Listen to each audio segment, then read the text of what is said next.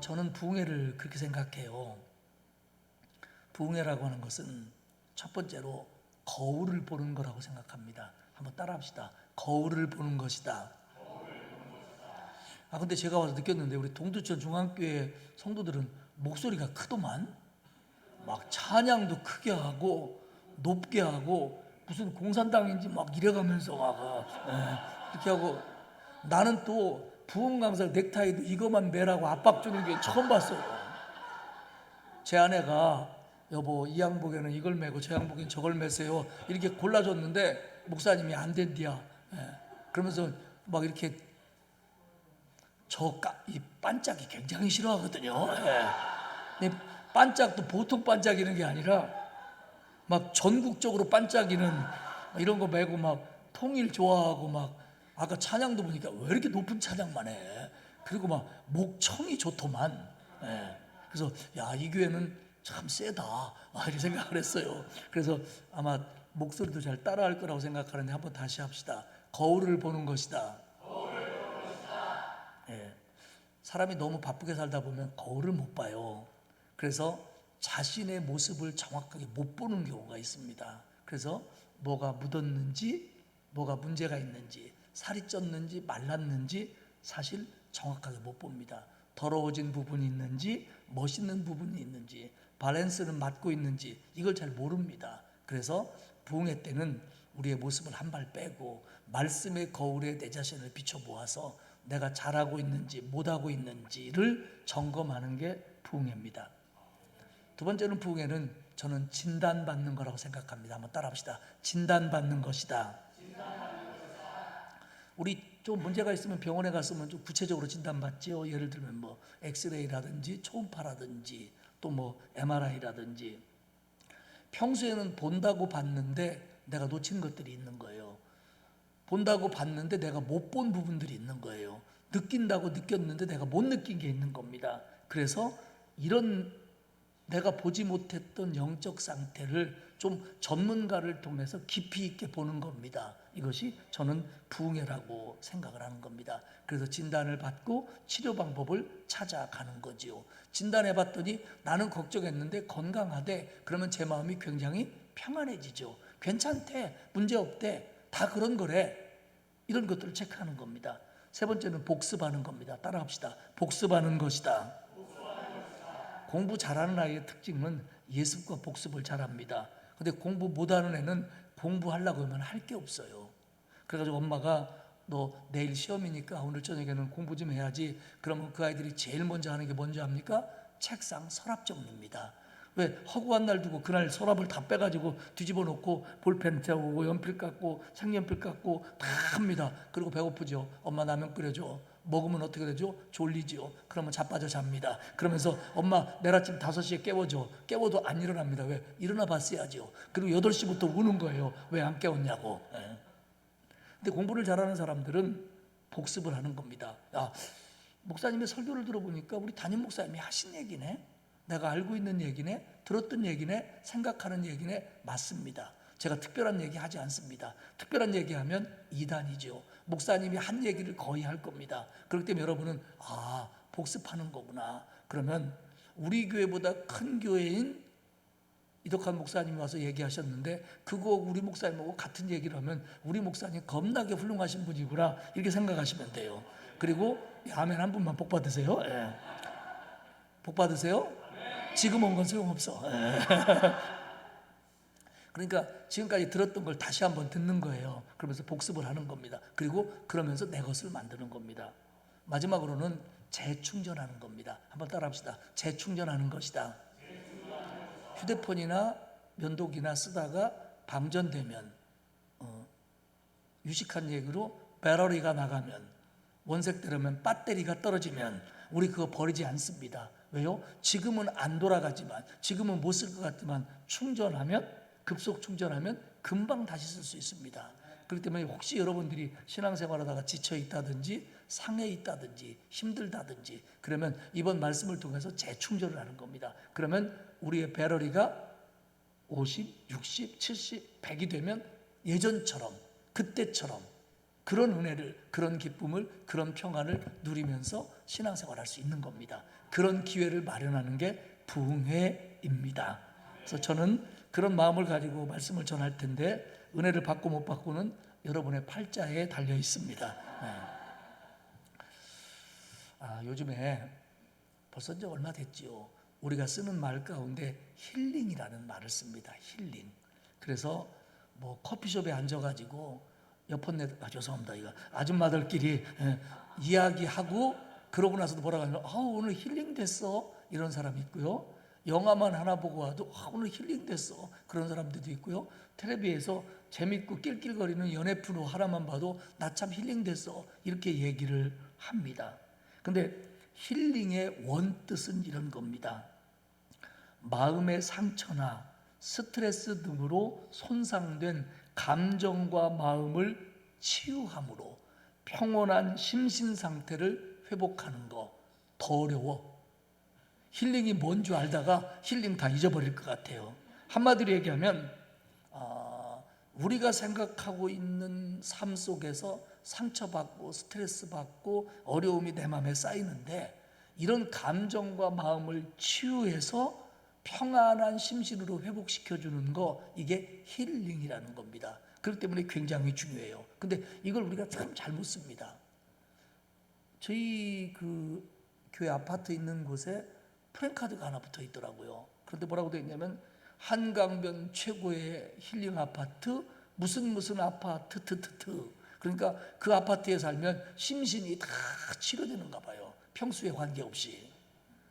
그런가 하면 저한테서 무슨 콘도에서 메일이 하나 왔어요. 근데 그 메일을 보니까 뭐라고 되어 있냐면 동해안 최고의 힐링 리조트로 당신을 초대합니다. 그래서 동해안에 굉장히 좋은 힐링 리조트가 생겼는가 보다 그랬더니 아니야, 옛날에 있던 거 그들이에요. 근데 자기네가 그냥 힐링 된다는 겁니다. 이런 얘기를 했더니 우리 여전사님이 그래요. 목사님, 그건 아무것도 아니에요. 우리 동네에 미장원이 생겼는데요, 힐링 미장원이래요. 그래서 내가 훌렁 미장원 아니요? 그랬더니 아니라는 겁니다. 그곳에 가서 빠마를 하면 손상된 심신이 회복되어서 평안한 마음을 유지할 수 있는 미장원인가 봐요. 가고 싶은 분 얘기하세요. 제가 번호 찍어드리겠습니다. 오래전에 우리나라 공중파 TV에 힐링 캠프라고 하는 프로그램이 있었습니다. 성유리, 김재동, 이경규 이런 사람들이 사회를 봐서 연예인도 나오고 유명인사도 나오고 스포츠인사도 나와서 1명, 2명, 3명 초대를 받아가지고 진솔한 얘기를 하는 겁니다. 근데 이게 월요일날 밤 11시쯤 했어요. 그렇기 때문에 잘 못 보다가 이제는 그 프로그램이 오래전에 없어졌는데, 나와서 자기의 솔직한 얘기를 하는 겁니다. 그러면 이 솔직한 얘기를 하면서 본인도 마음이 치료되고, 듣는 성률이나 김재동 같은 사람도 눈물을 흘리고, TV를 보고 있는 우리들도 그걸 보면서 저런 유명한 사람도 저런 연예인도 저런 어려움이 있었구나, 이런 걸 공감할 수 있는 정말 우리가 힐링되는 그런 프로그램이 있었습니다. 그게 힐링 캠프라고 하는 프로그램입니다. 그런데 이 힐링 캠프가 우리나라 TV만 있었던 것이 아니라 2000년 전 예수님 당시에 갈릴리에서도 있었습니다. 오늘 우리가 읽은 요한복음 21장을 저는 갈릴리의 힐링 캠프라고 부르고 싶습니다. 내용은 이렇습니다. 예수님이 십자가에 달려 돌아가신 후에 사흘 만에 부활하셨습니다. 그리고 부활하신 예수님은 제자들에게 나타났어요. 그 제자들은 예수님이 십자가에 달릴 때 예수님을 부인했거나 예수님을 놓고 도망쳤던 제자들이 대부분입니다. 그 제자들은 마리아를 통해서 예수님이 부활하셨다, 마리아에게 나타났다 라고 하는 소식을 들었지만, 요한복음 20장 19절 이하에 의하면 유대인들을 두려워하여 예루살렘의 어떤 집에 문을 꼭꼭 걸어 잠그고 숨어 있었던 사람입니다. 그런데 예수님이 부활하신 후에 그곳에 찾아오셔서 너희에게 평강이 있을지어라, 내 손에 못자국을 봐라, 옆구리 창자국을 봐라, 내가 부활한 예수 맞다. 이제 너희들이 유대인들 두려워할 필요 없다, 너희들 마음에 평안해라 그랬습니다. 그런데 그때 도마가 없었고, 우리가 아는 것처럼 8일 후에 도마가 있는 자리에 예수님이 다시 나타나서 이래도 못 믿겠냐? 아니요, 나의 주 나의 하나님입니다 이렇게 말씀하지요. 그러니까 적어도 최소한 복음서를 종합해 보면 부활하신 예수님을 베드로를 비롯한 제자들은 예루살렘에서 2번 이상 만났습니다. 실제적으로는 훨씬 더 많이 만났을 겁니다. 그리고 그 예수님을 분명히 보았고, 부활하셨다는 걸 보았고 그 예수님에게 말씀을 들었고 그 예수님을 믿었던 사람입니다. 그런데 그 후 베드로를 비롯한 몇 명의 제자들이 갈릴리로 돌아갔습니다. 그리고 오늘 읽은 3절에 의하면 베드로는 나는 물고기나 잡아야겠다 그러면서 배에 올랐고 다른 제자들도 동조하여 그 배에 올라 밤새 그물을 던졌는데 공교롭게도 밤새 한 마리도 못 잡았습니다. 그때 예수님이 그들에게 찾아오셔서 베드로와 제자들에게 그물 가득하도록 고기를 잡게 하셨고 베드로에게 질문하고 대화함으로써 다시 베드로와 제자들을 전도자의 길로 이끌어 주셨다라는 것이 본문의 내용이고 저는 그것을 갈릴리의 힐링 캠프라고 봅니다. 베드로와 다른 제자들을 치유시킨 사건, 그 심신의 여러 가지 갈등과 상처와 절망감과 패배감과 죄책감에 사로잡혔던 그들을 다시 한번 회복시켜 주신 주님과의 만남, 저는 그것을 힐링 캠프라고 부릅니다. 그러면 왜 제자들이 부활하신 예수님을 예루살렘에서 만나고 갈릴리로 돌아갔을까요? 최소한 예루살렘의 어떤 집에서 일주일 간격으로 2번 이상이나 주님을 뵀는데 그들은 왜 갈릴리로 돌아갔을까요? 그들에게 기쁨을 주고 평안을 주시면서 니들이 다른 사람의 죄를 사하면 사해질 것이고 너희들이 다른 사람의 죄를 그대로 두면 그대로 있을 거다라고 하는 교회론적인 큰 사명까지도 그들에게 부여해 주셨는데 그들은 왜 갈릴리로 갔을까요? 이렇게 해석할 수 있습니다. 마태복음 28장에 보면 안식일 다음 날, 그러니까 예수님이 부활하신 날, 막달라 마리아와 다른 마리아가 예수님의 무덤에 갑니다. 예수님이 부활하셨을 거라고는 생각도 안 했고 이 큰 돌문을 누가 옮겨줄까 걱정하면서 갔는데 돌문은 열려 있었고 뒤다 보니까 예수님의 시체는 보이지 않고 한 천사가 그들에게 말하기를 무서워하지 말아라. 못 박힌 예수를 너희들이 찾는다는 거 안다. 그는 그가 말씀하신 대로 살아나셨다 라고 이야기한 다음에 마리아야 가서 제자들에게 말해줘라. 예수님이 살아나셔서 너희들보다 먼저 갈릴리로 갈 테니까 거기서 예수님이 그들을 만나자고 했다고 전해라. 이렇게 마태복음은 기록되어 있습니다. 결국 마태복음 28장 10절에 보면 이 여인들은 제자들에게 가서 세상에 예수님이 부활하셨고 갈릴리에서 만나자고 말씀하셨습니다 라고 전했고 그래서 제자들은 갈릴리로 갔다 이렇게 해석할 수 있습니다. 그런데 이렇게 해석하기에는 좀 의문이 남습니다. 뭐냐면 그러면 그래 예수님이 천사를 통해서 마리아한테 갈릴리로 가라. 거기서 부활하신 주님 만나게 해주마. 그래서 갔다 그러면 그들은 갈릴리에 부활하신 예수님을 만나러 간 건데 왜 베드로는 다시 배에 올라 그물을 잡고 고기를 잡으려 했느냐 하는 겁니다. 3년 전으로 돌아가 봅시다. 베드로가 그 갈릴리에서 예수님을 처음 만났을 때 나를 따라오너라 내가 너희를 사람 낚는 어부가 되게 해주리라 라고 하는 거역 못할 음성을 듣고 그들이 예수님을 따라 나섭니다. 그런데 그들이 예수님을 따라 나서면서 가장 먼저 했던 결단, 그 행동, 그 상징적인 모습이 뭐냐면 그물을 버려두고 예수를 따랐습니다. 그렇기 때문에 적어도 베드로와 제자들에게 있어서 그물을 버렸다고 하는 것은 배에서 내려왔다고 하는 것은 주님을 따르겠다는 결단이고요. 반대로 다시 배를 타고 다시 그물을 잡았다는 얘기는 그 제자의 일을 포기했다라고 하는 말로도 이해할 수 있다라고 생각이 드는. 아니 100번 양보해서 베드로가 그런 마음은 없었다. 꼭 뭐 예수님하고 관계없이 다시 그물질이라 하려고 배를 탄 건 아니다 라고 이해해 줄 수 있습니다. 무료해서 심심해서 소일 삼아 옛날에 했던 거니까 잘하던 거니까 다시 한번 해본 거다 라고 이해를 해줍시다. 그러면 베드로가 예수님을 만나러 갈릴리로 갔다면 베드로의 온통 생각은 예수님에게 꽂혀 있어야 합니다. 예수님이 여기서 만나자고 그랬는데 어디 계신 걸까? 언제 오시는 걸까? 언제 냅때 나타나실까? 베드로 성격상 정말 그가 예수님을 만나러 갈릴리에 갔다면 그의 온 정신은 예수님 만나는 일에 꽂혀 있어야 돼요. 성질이 그런 사람이에요, 그 사람.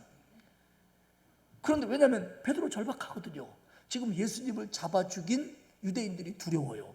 지난 3년간 예수님을 따라다녔는데 이게 잘 따라다닌 건지, 예수님이 부활했다고 하는데 그게 무슨 의미인지, 나는 어떻게 해야 되는지 지금 베드로는 마음이 아니에요. 그러면 그 문제의 해결책이 부활하신 예수님을 만나는 거라고 한다면 그는 그 갈릴리에서 온 정신을 예수님 어디 계신가, 언제 나타나시나에 몰두했어야 맞다는 거예요. 그런데 베드로는 그렇게 하지 않고 있어요. 그렇다면 베드로는 예수님을 만나러 갈릴리에 간 것이 아닐 수도 있다, 이렇게 해석할 수가 있습니다. 4절에 보면 날이 밝아져 갑니다. 이제 새벽이 오는 거죠. 밤새 고기 한 마리 못 잡았어요. 그런데 그때 예수님이 갈릴리 호숫가에 서셔서 나타나셨어요. 그런데 베드로와 제자들이 예수님인 줄 모릅니다. 엠마오로 가는 두 제자를 만났을 때처럼 예수님이 변형됐다거나 변장했다는 말씀이 전혀 없습니다. 그러면 먼 발치여서 그렇지 새벽 갈릴리에서 올라오는 새벽 안개가 예수님을 분명하게 볼 수 없게 만든 건 사실이지만 예수님이 의도적으로 예수님을 모르게, 못 알아보게 하기 위해서 베드로의 눈을 속인 건 아니라는 겁니다. 그런데 베드로가 못 알아봅니다. 예수님이 얘기합니다. 거기 고기 좀 잡았느냐? 말씀하시는데 제자들이 뭐라 그러면 못 잡았수다, 이렇게 대답합니다. 예수님인 줄 모르고. 그때 예수님이 그러면 그물을 배 오른편에 던져봐라. 그랬더니 그제서야 한번 속는 셈 치고 던졌더니 그물이 찢어질 정도로 많이 잡히는 겁니다.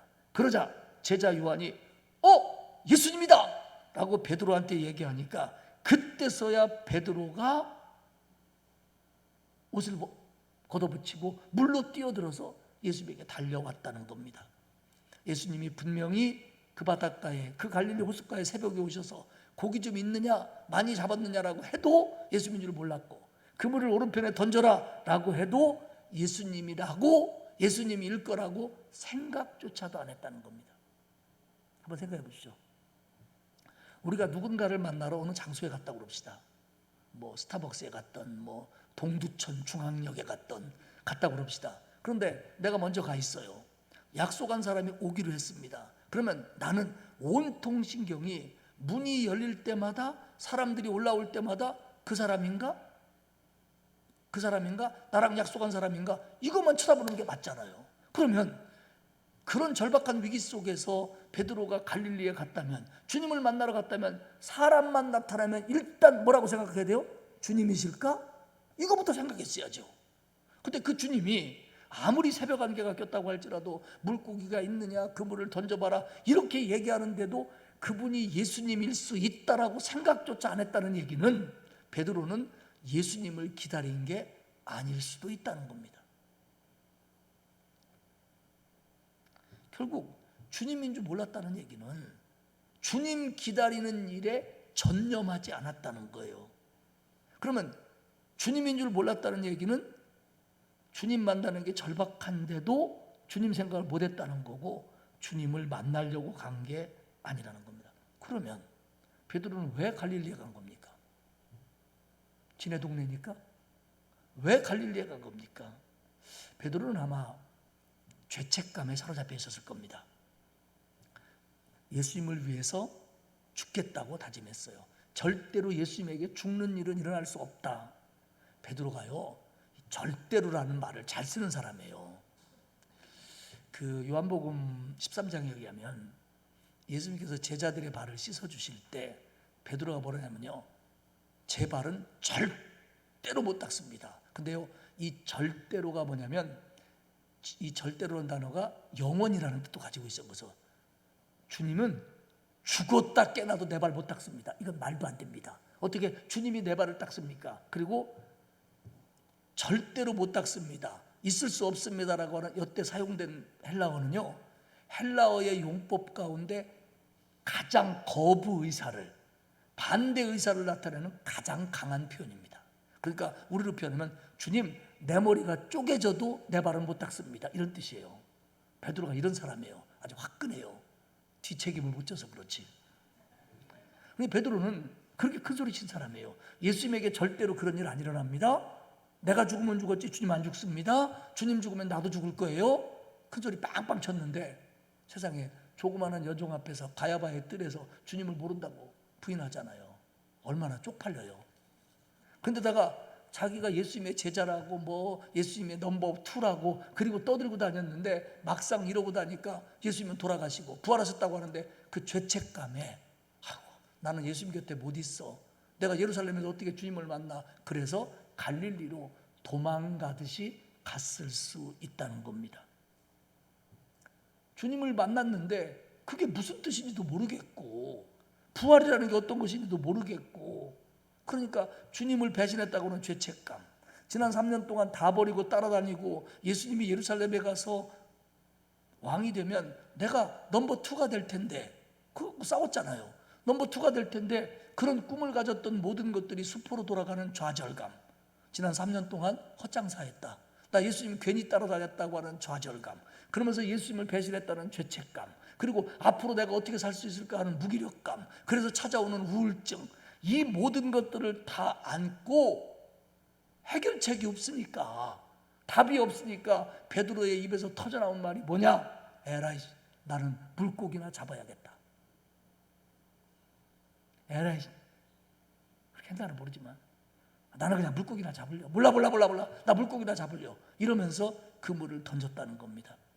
이게 해결책이 아닌 줄 아는데 지금 본인이 가지고 있는 이 죄책감, 이 실망감, 이 좌절감, 이 우울감을 도대체 어떻게 해결할 수가 없으니까 이 방법이 아닌 줄 알면서도 그는 그물을 잡았다는 겁니다. 그런데 그거라도 될 줄 알았는데 그것마저 안 되는 거예요.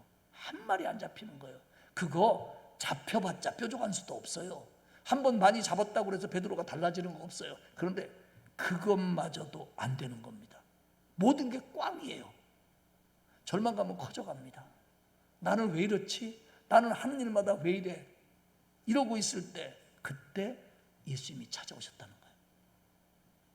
그 마음을 치유해 주기 위해서, 그 죄책감에서 벗어나게 해주기 위해서, 그 절망감에서 소망을 바라보게 해주기 위해서, 그 우울감에서 기쁨을 주기 위해서, 그 해결책이 없는 불안한 마음을 주님이 만져주시려고 글자 그대로 힐링시켜서 다시 제자의 길을 걷게 하려고 회복시켜 주시려고 주님이 갈릴리까지 도망간 베드로를 찾아오셨다고 하는 겁니다. 사랑하는 여러분, 상황과 정도와 경우는 다르지만 우리 인생을 살면서 똑같습니다. 주님은 우리를 구원하시는 구원자이십니다. 믿으십니까? 예수님은 우리를 치료하시는 치유자입니다. 예수님은 우리를 회복시켜 주시는 주님이십니다. 여러분 믿으시기를 바랍니다. 여러분 살다 보면 절망감 없습니까? 죄책감 없습니까? 실망하지 않습니까? 무기력하지 않습니까? 상처받지 않습니까? 도대체 어디서 답을 찾아야 될지 무엇을 해도 답이 없을 때가 한두 번이 아니지 않습니까? 그때 우리의 모든 문제를 해결할 수 있는 분은 주님밖에 없다는 걸 믿으시기를 바랍니다. 근데 주님이 오셔서 베드로에게 한 방법이 있어요. 나 같으면 그랬을 것 같아요. 야, 이 등신아, 난주도 모르냐? 이리 와. 그래서 귀시하다고 한 대 때리든지 꿀밤을 한 대 때리든지 정신 똑바로 차려. 쪼인따를 차든지 뭐 그랬을 거예요. 근데 주님은 베드로와 제자들을 앉혀놓고 대화를 시작합니다. 여러분 기도하는 것도 중요하고 찬송도 중요하고 헌신도 중요하고 애들을 가르치는 것도 중요하고 다 중요해요. 그런데 거기에 말씀이 없으면, 이 신앙의 뼈가 되는 이 말씀이 없으면 다른 것들이 순식간에 무너지기도 하고요, 순식간에 의미가 없는 것처럼 느껴질 수도 있다는 겁니다. 그렇기 때문에 주님은 말씀으로 우리에게 오셨고 지금도 베드로에게 말씀으로 치료를 시작하시는 거예요. 말씀으로. 우리가 잘 아는 말씀이죠. 15절 이하에 보면 예수님이 베드로에게 묻어요. 요한의 아들 시몬아, 네가 이 사람들보다 나를 더 사랑하냐? 무슨 말입니까? 야 베드로야, 너 정말 나 사랑하냐? 예, 제가 주님을 사랑하는 줄 주님이 아시나이다. 그래, 그렇다면 내 양을 먹여라. 3번이나 반복하시죠. 네가 나를 더 사랑하느냐, 내가 나를 사랑하느냐, 내가 나를 사랑하느냐 3번이나 물으셨고, 내 어린 양을 먹여라, 내 양을 치라, 내 양을 먹이라 3번이나 당부하십니다. 그러면 이게 무슨 의미냐는 거예요. 여러분, 우리가 신앙생활을 하면서 이 힐링 되어가면서 신앙생활을 하려면, 제가 오늘 장로님들하고 잠깐 얘기했지만 우리가 세상을 사는 게 얼마나 힘듭니까? 목사보다 여러분이 더 힘들어요. 직장생활 해야죠, 사업해야죠, 장사해야죠, 자식 기르야지요, 남편 뒷바라지야죠, 마누라 눈치 봐야지요. 세상 사는 게 굉장히 힘들어요. 돈 벌기도 힘들고 사는 것도 힘들어요. 그런데 교회까지 와서 기쁨이 없으면, 교회까지 와서 속 썩으면, 교회까지 와서 싸우면, 교회까지 와서 상처받으면, 스트레스 받으면 이게 뭐냐는 거예요. 응? 교회 와서 은혜 받고 힘없고 해결되고 여기가 평안해져서 돌아가도 일주일 동안 세상과 싸우려면 힘든데, 교회 속에서 오히려 더 스트레스 받고 상처받고 힘들고 못 살겠네, 그놈의 엎었네, 저놈의 엎었네 이러고 가면 남은 일주일을 어떻게 사냐는 거예요. 그렇기 때문에 주님은 이런 것들을 치유해 주면서 말씀을 해 주시는데, 그 의미가 첫 번째가 뭐냐면, 여러분 꼭 마음에 새기십시오. 따라합시죠. 본질을 회복해라. 뭐를 회복하라고요? 자, 사람 낚는 어부가 되게 하겠다고 베드로를 예수님이 불러냈습니다. 그러면 베드로에게 지금 다시 질문하는 게 뭐냐면, 너 나를 사랑하느냐? 여러분, 성도의 본질은 예수님을 사랑하는 거예요. 자식이 밉고 속썩이고요, 신랑이 마음에 안 들어도요, 그 사람을 정말 사랑하면 문제가 되지 않습니다. 사랑하는 사람은 잘못해도 봐줄만 해요. 왜? 내가 사랑하니까요. 제가 딸이 하나 아들이 하나인데, 딸이 시집을 가서 딸을 낳았어요. 근데 그놈이 5살인데 제가 제일 사랑하는 여자입니다. 제 외손녀가. 근데 이놈이요, 얼마나 나한테 무례한지 몰라요. 그리고 나만 보면 밥이에요. 그래가지고요, 내가 교회에서 돌아올 때쯤 되면요, 5시쯤 되면 전화 와요. 할아버지 왜 안 와? 노을 지려고 하는데 왜 안 와? 그러면요, 내가 걔 때문에요 30분 일찍 집에 들어가요. 부목사들한테 가요. 그럼 다 알아요. 애기 때문에 가요. 그러면요, 나하고 노는 게 있어요. 비행기 놀이, 헬리콥터 놀이, 블럭, 레고, 기차 놀이. 이 하루에 하는 레파토리가 있는데요, 그거 2시간 하고 나면요 힘이 딸려요. 그런데도요, 그렇게 놀아줘도요, 나한테 고마움도 없고 얼마나 무례한지 몰라요. 그래도요, 나는 걔 하나도 안 싫어요. 왜? 너무 사랑하기 때문에. 제가요, 딸하고요 잘 싸워요. 우리 딸년이 제 아버지 말을 안 들어요. 그리고 내가 아무리 얘기해도 지가 동의하지 않으면 따르질 않아요. 그래가지고 학교 다닐 때 나하고 싸우면서요, 끝까지 답이 안 나오면 내가 그래요. 뭐 싸운다고 머리끄댕이 잡고 싸운 거라니까 걱정하지 마요. 그럼 내가 그래서, 야, 우리 딸이 이샘입니다. 샘물 할 때 샘. 말그라겠는데 별로 안 말거. 야, 샘이야, 너하고 나하고 의견 다르지? 이거 조율 안 되지? 그러니까 우리 집에 사는 동안은 내가 가장이야. 그러니까 네가 시집가기 전까지 우리 집에 살 동안은 안 입고 와도 우리 둘이 의견이 안 맞으면 내 뜻 따라. 알았죠? 그러고 따르는데, 그래가지고 그놈하고 나하고 싸움도 많이 했는데 내가 그랬어요. 야, 샘이야, 아빠도 너한테 잘못한 게 있고 너도 나한테 잘못한 게 있는데, 너는 나한테 잘못한 거 모든 게 무죄야. 왜? 얘 낳아준 걸로. 그 애기 낳아준 거 하나로 걔가 나한테 잘못한 거 다 퉁 쳤어요. 무슨 얘기냐면, 사랑하면 그게 아무리 좀 내 맘에 안 드는 것 같고 무례하는 것 같아도 넘어갈 수 있는 거예요. 그럼 여러분, 우리가요, 때로는 담임 목사님한테 실망할 수 있고 교회 직분자들한테 실망할 수 있고 내가 너무 많은 일을 맡고 있는 것 같고 내가 요새 은혜를 못 받는 것 같고 그럴 수 있어요. 사람이니까. 그런데 주님만 제대로 사랑하면 이건 아무 문제가 안 돼요. 그렇기 때문에 문제가 발생하면요, 요 말이 딱 말이에요. 애정이 식었구만. 이게 딱 맞는 거예요. 애정이 식지 않는 한 우리의 신앙은 문제가 없어요. 그래서 예수님이 물어보는 거예요. 너 나 사랑하냐? 사랑합니다. 여러분, 성도의 본질은 예수님을 사랑하는 거예요. 그러면 제자의 본질은 뭐예요? 양을 먹이는 거예요. 그래? 그러면 너 내 양을 먹여라. 베드로야, 네가 3년 동안 나를 따라오면서 나한테 배운 거 그 본질 회복해. 베드로가 본질을 놓쳤어요. 오병 이어로 수많은 사람을 먹이고 많은 사람들이 예수님을 왕으로 삼으려고 할 때 베드로는 들떴어요. 옳거니 내가 생각하기에 맞다. 이제 예수님이 예루살렘에 들어가면 저분이 메시아로서 이스라엘의 왕이 되어 노마를 다 몰아내고 왕이 될 때 나는 넘버 2야. 누가 나를 넘버 3라고 그래? 나 넘버 2야. 이러고 있는 거예요 지금. 그러니까 베드로는 이렇게 본질을 놓치고 들떠 있다가 그게 갑자기 예수님의 십자가로 무너져 버리니까 베드로는 지금 갈피를 못 잡는 거예요. 뭐가 뭔지를 모르는 거예요. 어떤 게 중요한지를 놓치는 거예요. 그렇기 때문에 예수님이 얘기하시는 거예요. 베드로야, 너 중요한 거 하나 있다. 본질을 놓쳤다. 네가 나를 사랑하는 거, 네가 나 대신 내 양을 먹여야 되는 거, 교회를 돌봐야 되는 거, 너 지금 그거 놓치고 있다. 사랑하는 여러분, 우리가 신앙생활 하다 보면요, 진짜 본질 때문에 눈물 흘리고 속상하고 고민하고 상처받는 경우 있어요. 근데 더 많은 경우는 본질이 아닌 것 때문에 그럴 때가 많아요. 어떤 남자가 버스를 탔어요. 여름입니다. 반바지를 입고 골고다표 휴지라고 불리우는 샌들 알죠? 샌달, 발가락 쑥 나오는 거, 그걸 신고 탔어요. 그래서 띡 찍고 가운데 객진 갔습니다. 그랬더니 사람이 어느 정도 있는데 어떤 여자분이 탔어요. 그리고 띡 찍었는데 버스가 출발합니다. 버스가 출발하면 사람은 어디로 가죠? 뉴턴의 운동의 법칙. 정지하고 있는 물체는 끝까지 정지하고 싶고 움직이고 싶은 물체는 끝까지 움직이고 싶은 거예요. 그래서 정지하고 싶은 물체는 정지하고 싶기 때문에 이게 가니까 뒤로 가는 거예요. 따다다다다닥 달려가다가 그만 남자의 엄지발가락을 밟았는데 여자의 신발이 킬힐 10cm짜리 빼쫓고돼요. 아이고 이씨, 이 여자가 눈이 없나 이씨.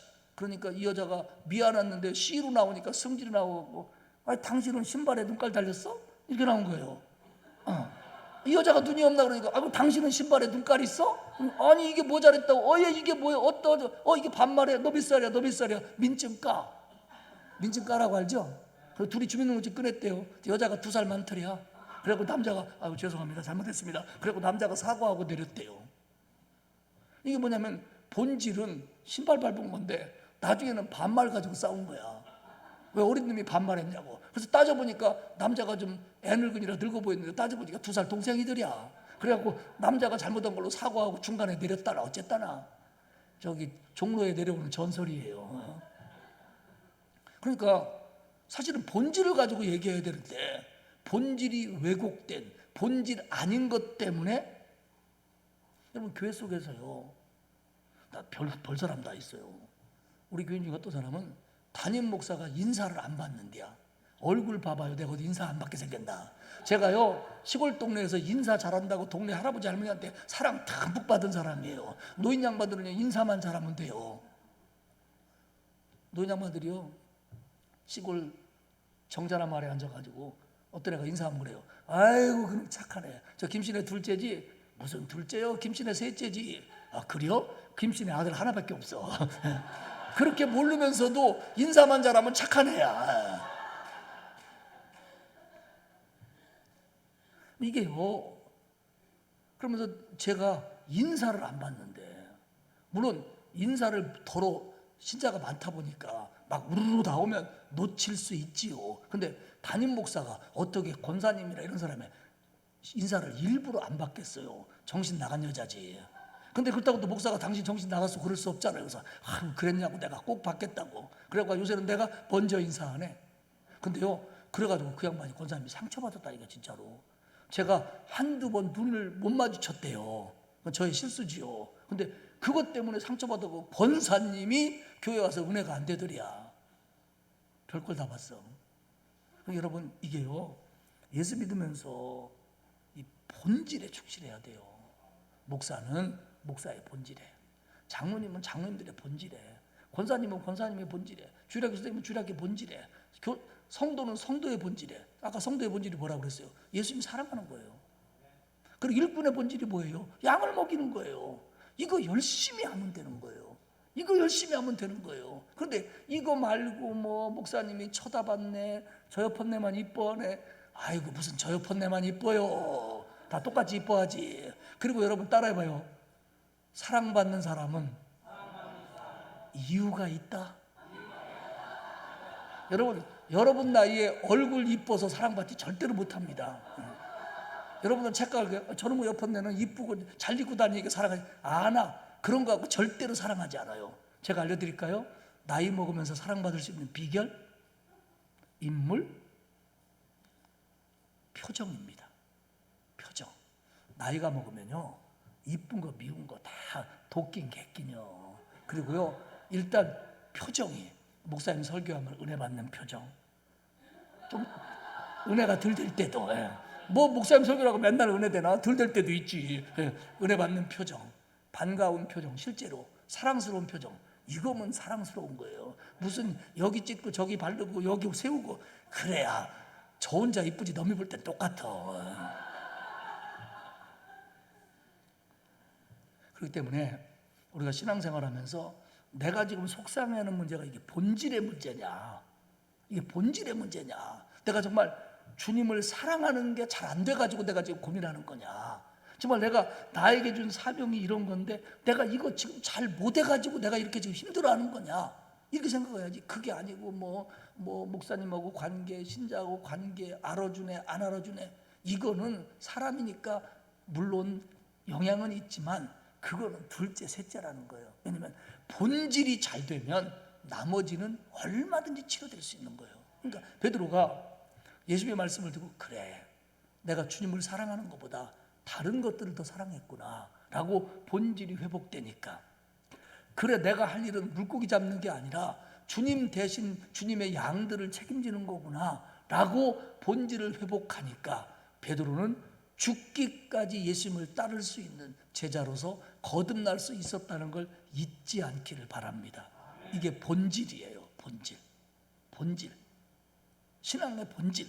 정말 내가 예배하고 기도하고 봉사하고 헌신하고 하나님의 교를 받들고 교역자와 성도들을 격려하고 심주는 내 위치에서 내가 할 일, 이 본질, 이거 잘하는 게 좋은 신자예요.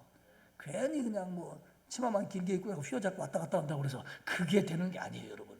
그러니까 결국 예수님이 말씀을 통해서 베드로를 치유하는데 첫 번째 의미는 뭐냐면 본질을 회복하라입니다. 두 번째는 예수님이 하신 말씀 뭐냐, 베드로야 네 생각 버리고 내 뜻에 순종해라.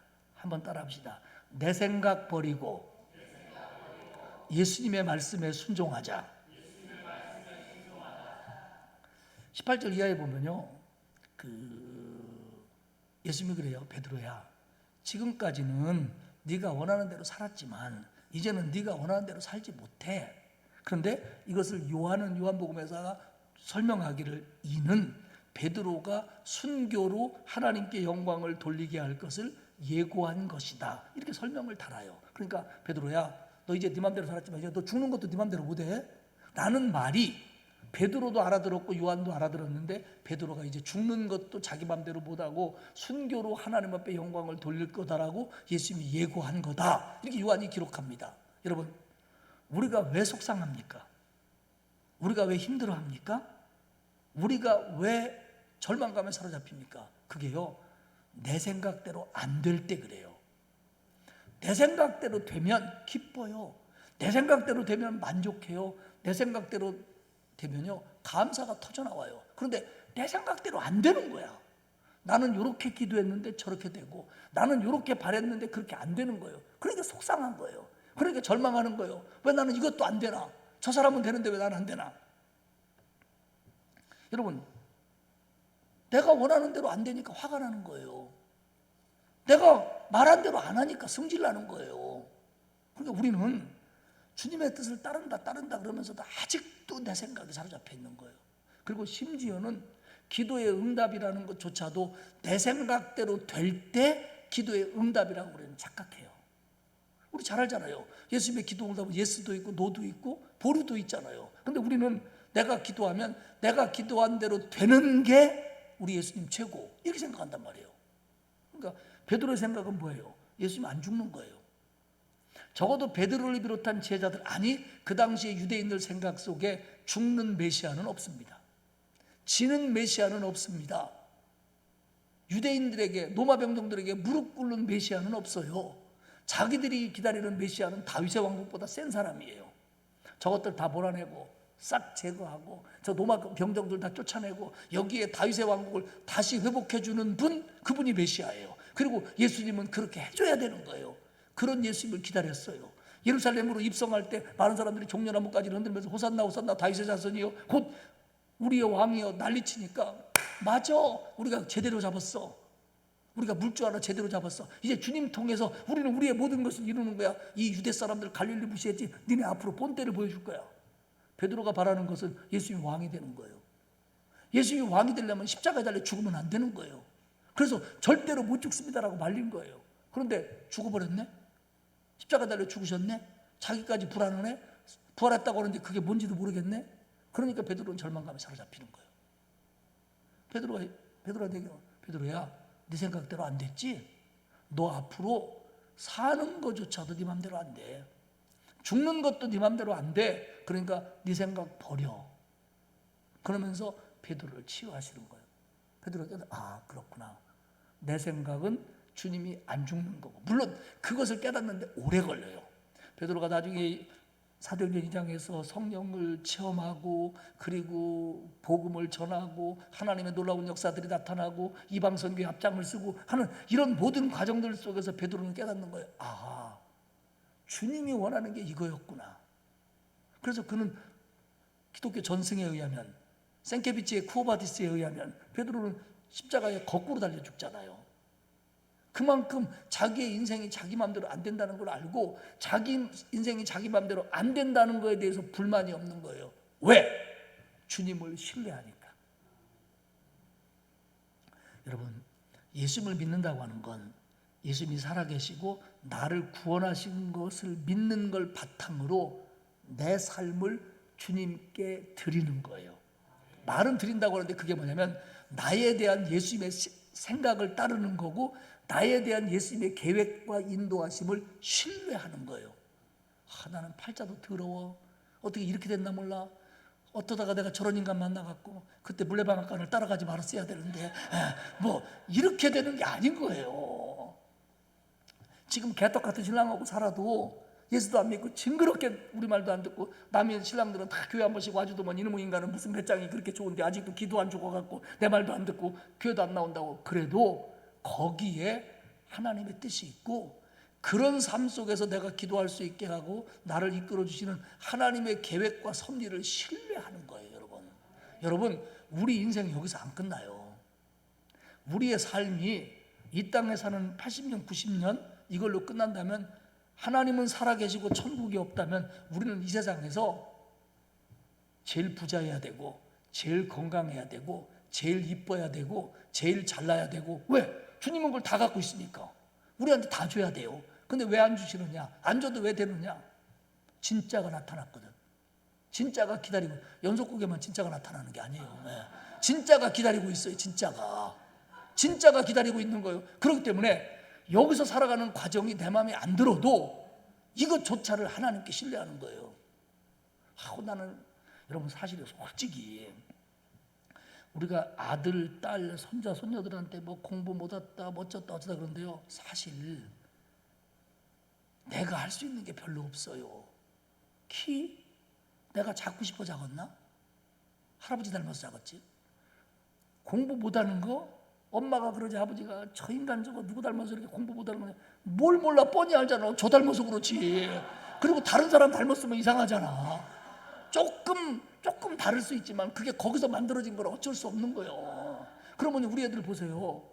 재주라고 하는 거, 뭐 미술을 그린다든지 노래를 한다든지 축구를 한다든지 이것도 거의 타고나는 거예요.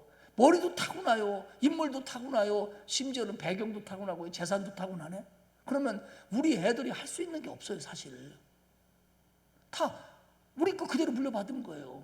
아니 무슨 뭐 어디 유명한 대기업 그 뭐 사장이니 회장이니 뭐 그 딸들도 무슨 뭐 땅콩 먹어가면서 비행기 이리 가라 저리 가라는 사람들, 걔들이 잘나서 그런 게 아니라 아버지 잘 만나서 그런 거예요. 우리 딸도 아버지 잘 만났으면 거기서 비행기 왔다 갔다 할 수 있을지 몰라.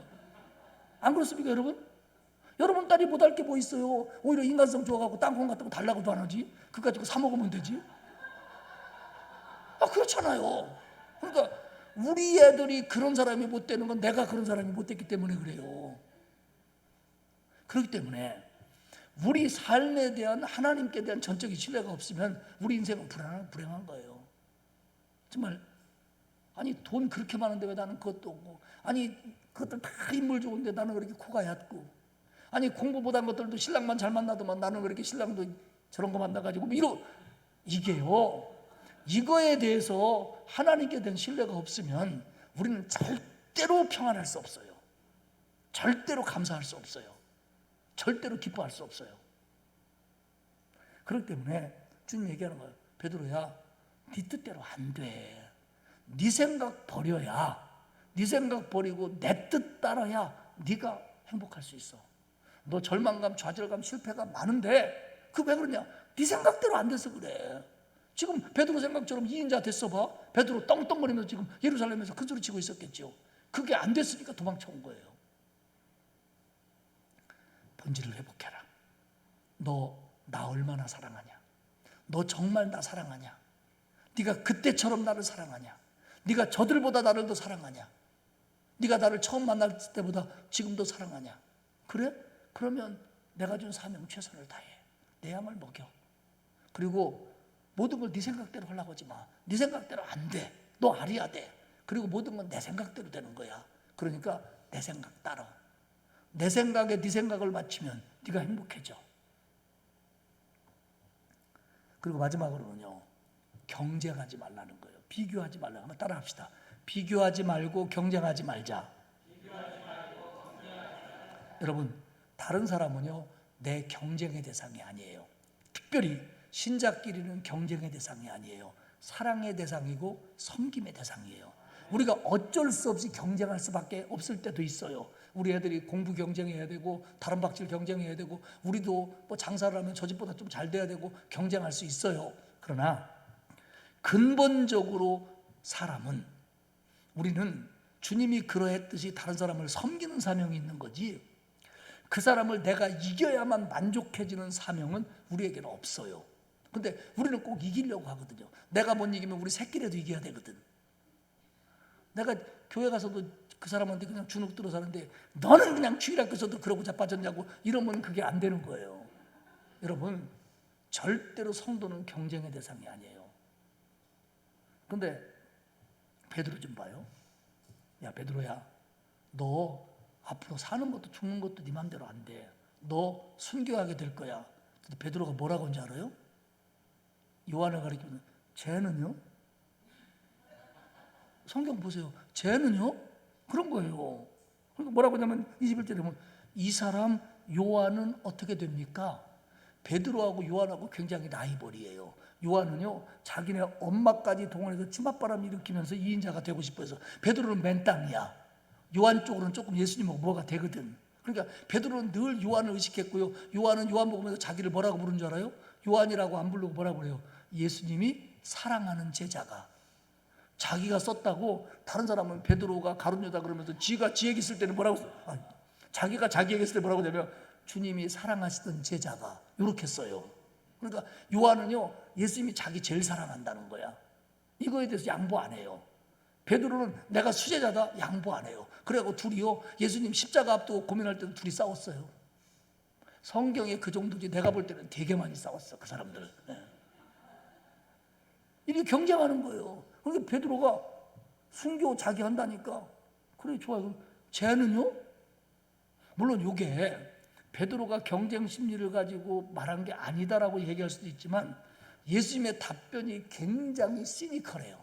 예수님의 답변이 굉장히 뭐라 그럴까? 한번 들어보면 뭐라 그러냐면, 야, 네가 무슨 상관이야?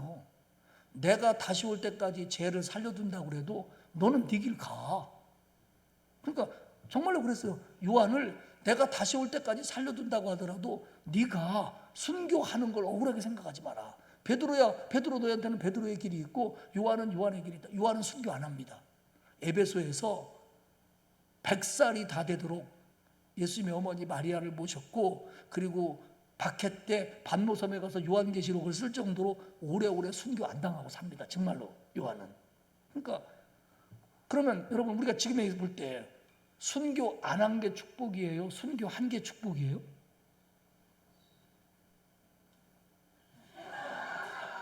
제가요, 초등학교 때 시험 보면 1, 2, 3, 4로 답 쓰는 게 아니고 가나다라로 쓰는 게 있어요. 그러면 나번도 같고 라번도 같으면 약간 꼬그려가지고 이렇게 썼다? 그러면 이게 틀렸다 그러면 아니에요, 이거 라인데요? 그리고 나가 이거 나인데요? 뒤책이 만지려고. 여러분, 둘 다 복이에요. 순교 당한 사람은 힘들었지만 순교자의 복이 있고, 요한은 그렇게까지 남겨둔 것이 하나님의 뜻이 있기 때문에, 그러니까 요한은 요한의 길을 가는 거고 베드로는 베드로의 길을 가는 거예요. 너는 너대로 나는 나대로 갈 길이 따로 있더라. 복음성가 가사인가요? 유행가인가? 모르겠어요. 어떤 여자가 이렇게 살았어요. 갈등하게 살았어요. 모았어요. 그래가지고 어떻게 부금 넣고 어떻게 해서 조그마한 아파트를 하나 장만했어요. 20평짜리, 19평인지 23평인지. 너무 좋은 거야. 신랑이 너무 수고했고 애들이 너무 고마운 거여서 막 신났어요. 그래서 목사님 모셔다가 막 이사 예배 드리고 막 기뻤어요. 그리고 동창회도 그동안 안 갔어. 왜? 지집 애들이 하도 집 자랑해갖고 안 갔어. 근데 이제 자기도 집 샀으니까 이제 여고 동창회에 갔네. 갔는데 그날따라 전부 넓은 것들만 왔어. 집 얘기하는데 보통이 40평 30평 그러네. 그리고 동두천도 아니야. 거의 서울이야. 이래가지고 나니까 자기는 지금까지 살아온 게 허망한 거야. 나는 죽으라고 해갖고 50 넘어 코딱지만한 집 알았는데 저것들은 무슨 복이 많은지 그냥 뭐 40평 50평 사네. 그리고 왔더니 왜 이렇게 신랑이 병신 같아. 어제까지만 해도 그렇게 위대해 보이던 신랑이, 그렇게 수고한 신랑이 오늘 보니까 찌질이도 그런 찌질이가 없어. 그래서 밥도 안 차려줬대야. 신랑이 바뀌었습니까? 집이 바뀌었습니까? 어제 그 집이 갑자기 좁아진 거예요? 어제는 그 좋았던 신랑이 갑자기 찌질이 된 거예요? 아니에요. 내 생각이에요. 어디서? 비교해서. 그래서 난 일주일 지나니까 또 신랑이 괜찮아 보이더려. 사랑하는 여러분, 하나님은요 우리를 창조하셨어요. 그런데 우리는 서로 달라요. 생각도 다르고 마음도 다르고 달란트도 달라요. 그거 애써서 맞출 거 없어요. 저는 그냥 결혼해갖고 한 여자하고 여태 사는데 잘 안 맞아요. 어떤 때는 안 맞아요. 안 맞는데 그전에는 안 맞는 것 같고 서로 맞춰보려고 막 이겨보려고도 하고 막 그 여자는 나를 이겨보려고 그렇게 했는데 요새는 그런 거 안 해요. 여보, 이건 당신하고 나하고 생각이 다르네. 그냥 당신 이렇게 생각하고 나 이렇게 생각하니까 그냥 우리 조금 더 고민해 봅시다. 그래, 쿨해요. 싸울 일이 뭐 있어? 답도 없는 얘기. 여러분, 우리 집 사람 얘기가 맞게요? 내 얘기가 맞게요? 그래도 강사 편을 들어줘야지. 여러분, 얼굴도 본 적이 없는 그 여자 편 들어서 뭐 하려고 그래. 내 편 들어주면 내가 고맙다고 그래도 하지. 근데 제 생각도 안 맞을 때가 많아요. 심지어는요, 저는 굉장히 철저한 사람이에요. 예를 들면 저는 내가 오늘 뭘 놓고 왔는데 어제 입었던 양복 왼쪽 앞주머니에 있으면 그 속에 있을 거야. 그럼 제 아내가 찾아보면 틀림없이 있어요. 그럼 꺼내주면 아이고 이러면서 갖다 줘요, 제 아내가. 근데 요새는요, 분명히 왼쪽 주머니에 넣었을 것 같아서 찾아보라고 그러는데 교회 사무실에 있어. 그래서 우리 둘이 약속했어요. 우리 절대로, 분명히 내 생각에는 이런 얘기 하지 말자. 왜냐면 절대로 맞았던 내 생각이 절대로 틀리기 시작했어요. 분명히 집에다 놓고 왔는데 그게 지발로 걸어와갖고 내 사무실에 있다니까. 우리 장로님은요, 집에다 전화했대요. 여보, 내 휴대폰 집에다 놓고 왔네? 당신 뭐 갖고 전화해? 어머, 휴대폰이네? 절대로 없어요. 절대로 없어요. 내 생각 꼭 맞는 거 아니에요. 우리 장로님들도 그렇고 목사님도 그렇고 막 당회하면서 뭐 여전대 남전대 하면서 막 자기 의견을 우기고 이런 사람들 참 미련한 거예요. 왜? 그게 꼭 맞아도 우기면 안 되지만 꼭 맞다는 보장도 없어요. 회의는 회의일 뿐이에요. 회의는 뭐냐면 의견을 조율하는 게 회의잖아요. 네 생각하고 내 생각하고 안 맞냐? 그래 우리 기도해보자. 그러면 나중에 생각해보니까 네 생각이 맞는 것 같다? 그러면 자존심 내려놓고 장로님 생각이 맞았네. 저는 목사님도 그래요. 얘기하다가 제 생각이 장로님들 다 반대하면 글쎄요 제 생각은 이런 것 같은데 장로님들이 그렇게 생각하시면 그 말이 맞겠죠. 우리 좀 기도해봅시다. 그러면 그 다음에는 장로님 한 분이 아니요 생각해보니까 목사님 생각이 맞는 것 같던데요. 아니요 장로님 맞는 생각 우리 그거 갖고 싸워 서로 지 생각 안 맞다고. 결국 우리가 모든 걸 경쟁하다 보니까 애들 경쟁해서 저는 뭐 공부 잘하는데 우리 애는 못하고 쟤는 쌈 잘하는데 우리 애는 맨날 맞고만 오고 신랑 경쟁하고 이거 비교해보고 교회에서 비교해보고 돈 비교해보고 집 비교해보고 이러다 보니까 여기가 편할 날이 없는 거예요. 다 가진 사람이 어디 있어요? 완벽한 사람이 어디 있어요? 내 뜻대로 다 되는 사람이 어디 있어요? 그러니까 내 뜻 내려놓고 그리고 상대방하고 경쟁하지 말아요. 그 사람 지금 멀쩡해 보이고 굉장히 행복해 보이죠? 들여다봐요. 그 사람은 또 나보다 더 큰 눈물이 있을 수 있는 거예요. 여러분 우리 교회 보면 부자도 있고 가난한 사람도 있는데 부자라고 다 배속 편한 거 아닙니다. 한번 따라합시다. 평안은 하나님이 주는 거다. 신앙이 뱃속을 편하게 만든다. 뱃속을 편하게 만드는 걸 뭐라고 하냐면 평강이라고 그래요. 그러니까 뭐 가지고 있고 누린다고 해서 여기가 편한 게 아니에요. 여기가 안 편하면 여기가 안 편하고요. 여기가 안 편하고 이런 게 다 안 편해요.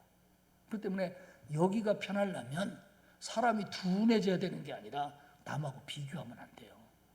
경쟁하면 안 돼요. 그리고 내 뜻만 우기면 안 돼요. 그리고 본질을 놓치면 안 돼요. 사랑하는 여러분, 저도 이제 목회를 한 40년, 제가 이제 머리만 염색하면 좀 젊어 보일 텐데 제 머리 속에 뭐가 많이 나요. 그래서 염색을 못 해요. 근데 다행히 은혜로 뒤는 안 쉬었다. 뒤에서 보면 40대 같아. 네. 참 은혜죠. 네. 저는 뒤는 안 쉬었어요. 그래서 우리 교인들 만나면 뒤로 간다. 이렇게. 사랑하는 여러분, 목사도 그렇고 여러분도 그렇고 영적으로 슬럼프에 빠질 수도 있고요. 세상에서 실패할 수도 있어요. 그리고 평안 잃을 때도 있고 성질 날 때도 있고 남한테 화내고 싶을 때도 있고 많아요. 이거 우리 어쩔 수 없어요. 이런 게 싹 바뀌는 건 하나님 나라 가서 영화의 몸이 될 때 바뀔 거예요. 그럼 여기서는 훈련받고 가는 건데 그런데 어차피 가는 인생인데 여기서 속 썩고 싸우고 절망하고 실패감에 느끼고 죄책감에 사로잡히고 이렇게 살면 안 되잖아요. 주님은 그런 것들로부터 우리를 자유케 하시려고 우리에게 오셨는데 우리는 구원받았다고 하면서 구원받은다 답지 못한 것을 가지고 산다면 말이 안 되는 거예요. 그렇기 때문에 우리는 교회에 오면 말씀을 통해서 성도들의 교제를 통해서 기도를 통해서 찬양을 통해서 고쳐져 가며 살아야 돼요. 어떤 엄마가 여전도 회장인데 주일날이면 예배드려야지, 아이들을 가르쳐야지, 성가 되어야지, 교회 밥해야지. 그리고 오예배까지 드리고 집에 가니까 녹초가 되더래요. 딸이 얘기하는 거예요. 엄마 밥 좀 해줘. 야야야야 네 엄마 죽겠다. 오늘 야 여전대 회의 있었지, 뭐 식당 봉사했지, 성가대 했지, 교사했지, 나 죽겠어. 그러니까 네가 라면 끓여 처먹어. 그러니까 걔가 어떻게 된 거냐면 여전대 회장이 되면 죽는 거구나. 나는 죽어도 여전대 회장이 안 돼야지. 주일날 피곤하지요. 힘들지요. 거기다 상처까지 받아봐요. 그게 안 돼요. 그러니까 저는 그래요. 제가 17년도인가 안식년을 가졌어요. 3개월 동안 장로님들이 교회도 짓고 교회도 부흥하고 있으니까 목사님이 쉬시라고 한 6개월 쉬면 어떻게 6개월 못 쉰다고 그래서 한 3개월을 쉬었어요. 3개월을 쉬면서 여행도 좀 했지만 제가 서울에 있는 가고 싶은 교회를 다 가봤어요. 순복음교회, 사랑의 교회, 온누리교회, 또 윤석전 목사님 교회, 일산 베델교회, 대전 새로남교회. 제가 가고 싶은 교회, 왜냐면 목사다 보니까 주일날 우리 교회밖에 모르잖아요. 그래서 그런 교회들을 가봤어요. 나중에 여러분들도 교회가 어느 정도 성장이 되고 필요하다면 목사님한테 그런 시간을 좀 주세요. 제가 갔는데 가서 보니까 제가 목사고 2부 예배 시간에 맞춰서 애도 없이 차를 가지고 제 아내랑 둘이 갔는데요. 어디가 얘기 좀 하지 마세요. 어떤 날은 지각도 했어요. 어떤 날은요 갔는데 비가 쏟아져 가지고 주차를 해야 되는데 부흥하는 교회치고 주차장이 넉넉한 데가 한 군데도 없더만. 그래갖고 어느 학교 앞에다 주차를 하래요. 그리고 제 아내는 교회에다 들여보내려고 사랑의 교회서입니다.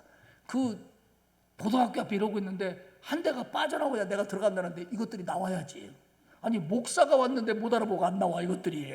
너미네 교회 목사. 그래가지고요 나중에 설교할 때 들어갔어요. 차가 안 빠져갖고.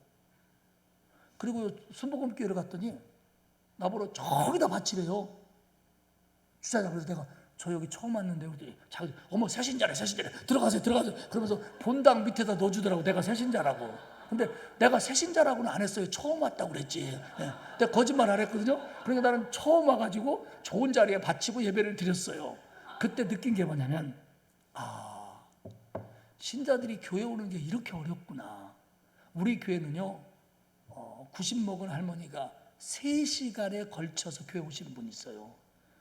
왜냐면 전철이 공짜니까 이렇게 타고 그냥 그 공항버스 타고 오면 빨리 올 텐데 내가 그걸 왜 안 타고 오는지를 몰랐어요. 왜냐면 돈 아끼려고 그러는 거야. 2시간 반 걸려 오셔요. 그런데 세상에 신자들이 이렇게 교회를 오고 이렇게 주차할 데도 없고 이렇게 더운데 이렇게 비 오는데 교회 오는데 이거 은혜 못 받고 돌아가게 하면 이거 누가 책임질 거냐? 여기서 힘 얻지 못하고 돌아가면, 여기서 죄책감 털지 못하고 돌아가면, 여기서 힘 얻지 못하고 돌아가면 이거 누가 책임져야 되느냐? 본인 책임도 있고 내 책임도 있을 거다. 이런 걸 전문 용어로 갑오시기 책임이라고 그래요. 갑오시기 책임이 있을 거다. 그래가지고 그때부터 제가 정신을 더 차렸습니다. 예배 준비도 철저하게 해야지. 그리고 신자들을 은혜 받게 해야지. 지각해도 안 미워할 거야. 이렇게 생각. 왜? 나도 지각했다니까. 목사도. 그러면 애기 데리고 오고 그러다 보면 지각할 수 있지요. 지각해도. 그렇다고 여러분들 또 담임 목사님 강사가 지각을 했슈 또 이러지 말고. 그렇기 때문에 여러분 목사님하고 여러분하고 반반 책임이에요. 어떻게든지 주일이면 은혜 받아야 되고, 어떻게든지 주일이면 힘 얻어야 되고, 어떻게든 주일이면 지난 일주일 동안 지은 죄가 있으면 씻어버려야 되고, 어떻게든지 주일이면 다른 사람 격려해야 되고, 어떻게든지 주일이면 내 본질 회복하고 가야 되고, 어떻게 하면 주일이든지 내 생각 버려야 되고, 어떻게 하든지 내가 비교하는 거 있으면 예수님 앞에 내려놔야 되고, 하나님께 전적으로 맡겨야 되고, 이렇게 회복하고 가야 일주일을 사는 거예요. 그게 예수 믿는 거예요. 그러면 좋은 아빠일 수밖에 없고요, 상냥한 엄마일 수밖에 없고요, 인자한 할머니일 수밖에 없는 거예요. 그런데 교회에서 그냥 참또 붙어갖고 막 영이 뭐 그러면 집구석에 가면 더 승질나지. 왜? 세상 사는 게 힘든데 목사님까지 나를 몰라주면 어떡해요. 근데 여러분 주님이 알아주는 거예요. 말씀 정리하겠습니다. 우리는 상처받을 수 있는 사람이에요. 약해질 수 있는 사람이에요. 절망할 수 있는 사람이고, 실망할 수 있는 사람이고, 좌절할 수 있는 사람이고, 상처 주고받을 수 있는 사람이에요. 누구 탓할 거 없어요. 우리가 그래요. 그렇기 때문에 우리는 교회에 오면은 다른 것보다도 본질부터 붙잡아야 돼요. 내가 하나님 앞에 예배하는 본질, 은혜 받는 본질, 헌신하는 본질, 그리고 내가 정말 예수님을 사랑하는지, 내가 맡겨준 사명을 제대로 감당하고 있는지 이거부터 붙잡아야 돼요. 이것만 붙들고 가면 다른 것들은 별거 아니에요. 근데 아무리 동네 사람이 교인들이 다 오늘 집사님이 옷이 이쁘네, 머리 파마가 잘 나왔네, 그래서도 은혜 못 받고 가면 꽝이야. 그까지 그 파마 잘 나온 거 머리 감으면 똑같아. 아무것도 아닌 거예요. 근데 본질을 붙잡고 가면 파마가 좀 못 나왔어도 한 달만 지나면 그게 그거야.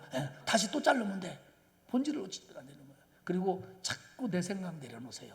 그리고 주님 뜻에 순종하는 거 훈련하세요. 그래야 기뻐집니다. 그리고 비교하지 말고 경쟁하지 말고 하나님께 맡겨요.